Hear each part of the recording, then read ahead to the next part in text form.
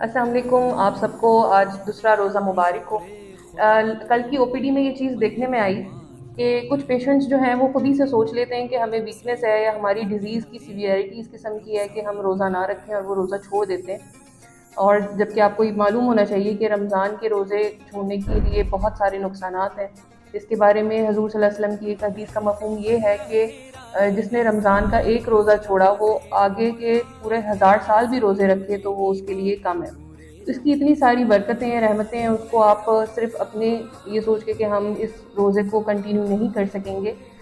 اس کو روزے کو چھوڑ کے بالکل نہ چھوڑیں، اور بلکہ آپ اگر یہ سمجھتے ہیں کہ آپ کو کوئی بھی بیماری ہے، آپ بلڈ پریشر کے، شوگر کے یا کسی اور چیز کی، گردوں کے، دل کے مریض ہیں، تو اپنے ڈاکٹر سے ضرور کنسلٹ کریں۔ اسپیشلی جو لوگ یہ دوائیں کھا رہے ہیں ان کو تو رمضان سے پہلے جا کے اپنے ڈاکٹر سے ضرور کنسلٹ کرنا چاہیے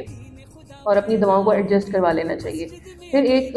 تو یہ بھی ہے کہ اکثر ماشاءاللہ ہیلدی لوگ ہوتے ہیں جو کہ ہائٹ، بلڈ، ان کی ہر چیز ٹھیک ہے، ان کے پیرامیٹر سارے ٹھیک ہیں، اور وہ ماشاءاللہ باقی ساری جو اپنی روٹین کی کام ہے اس کو خود سے ٹھیک کر رہے ہیں، لیکن وہ سمجھ رہے ہیں کہ بس ہمیں ویکنس ہے اور ہمیں روزہ نہیں رکھنا چاہیے، اور اس وجہ سے وہ روزہ چھوڑ دیتے ہیں۔ اور ایک طرف ایسے پیشنٹس بھی ہیں کہ جو کہ ہارٹ فیلئر کے پیشنٹس تھے، اور جن کا جو ہارٹ فنکشن ہے وہ صرف 20-25% یا 15% تک بھی تھا، اور وہ مجھ سے انسسٹ کر رہے تھے کہ آپ ہمیں بتائیں کہ ہم روزہ رکھ سکتے ہیں یا نہیں۔ تو اللہ تعالیٰ ان کے اس روزوں سے جو محبت ہے اس کا ہی اجر ان کو عطا کرے۔ آج ہم بات کریں گے کہ آخر کون سے پیشنٹس ہیں جو کہ روزہ رکھ سکتے ہیں، اور کون سے ہیں جن کو روزہ رکھنے سے پہلے اپنے ڈاکٹر سے کنسلٹ کرنا چاہیے، اور صرف ڈاکٹر سے کنسلٹ نہیں کرنا چاہیے بلکہ کسی ماہر ڈاکٹر سے،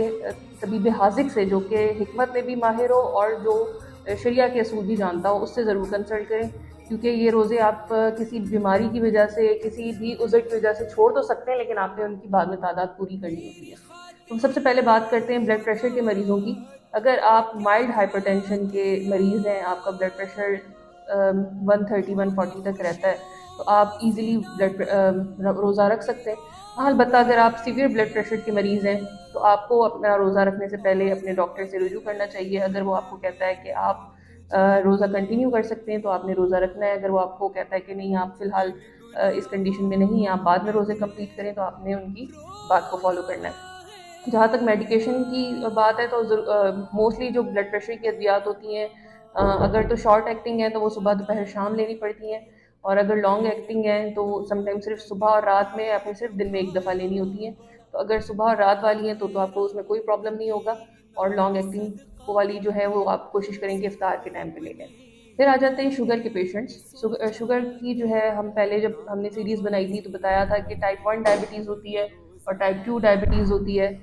ٹائپ 1 ڈائبٹیز کے جو پیشنٹس ہیں ان کو روزہ رکھنے سے پہلے اپنے ڈاکٹر سے کنسلٹ کرنا چاہیے، اور ٹائپ 2 ڈائبٹیز کے جو پیشنٹس ہیں وہ اگر اسٹیبل ہیں، ان کی شوگر شوٹ نہیں کرتی ہے یا وہ ہائپوگلائسیمیا میں نہیں جاتے ہیں، تو وہ ایزیلی روزہ رکھ سکتے ہیں۔ اور ان کے لیے بھی یہی اصول ہے کہ اپنی میڈیکیشنز ہیں ان کو ایڈجسٹ کروا لیجیے، آپ کی جو انسولین کی ڈوزز ہیں ان کو بھی اپنی شوگر لیولز کے مطابق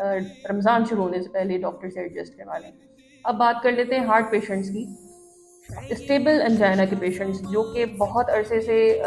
سیم ادویات کے اوپر ہیں اور ان کو ان ادویات پہ کوئی سمٹمز نہیں آ رہے ہیں، وہ ایزیلی روزہ رکھ سکتے ہیں۔ البتہ ان اسٹیبل انجائنا کے پیشنٹس کے جن کو پچھلے 3 مہینے میں کوئی نیا سمٹم ہوا ہے، ان کی ڈوز کو بڑھانے کی ضرورت پڑی ہے، یا ان کو کوئی سمٹمز آ رہے ہیں چلنے پھرنے میں، ان کو سینے میں درد، گھٹن دباؤ یا سانس کا پرابلم ہے، تو وہ روزہ رکھنے سے پہلے اپنے ڈاکٹر سے ضرور کنسلٹ کریں۔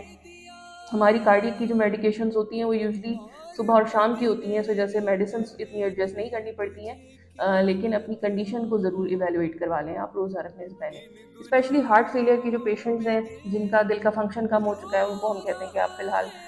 روزہ نہ رکھیں، یا اس کا جو ہے وہ بعد میں آپ روزے کی تعداد پوری کر سکتے ہیں، یا پھر جو اس کا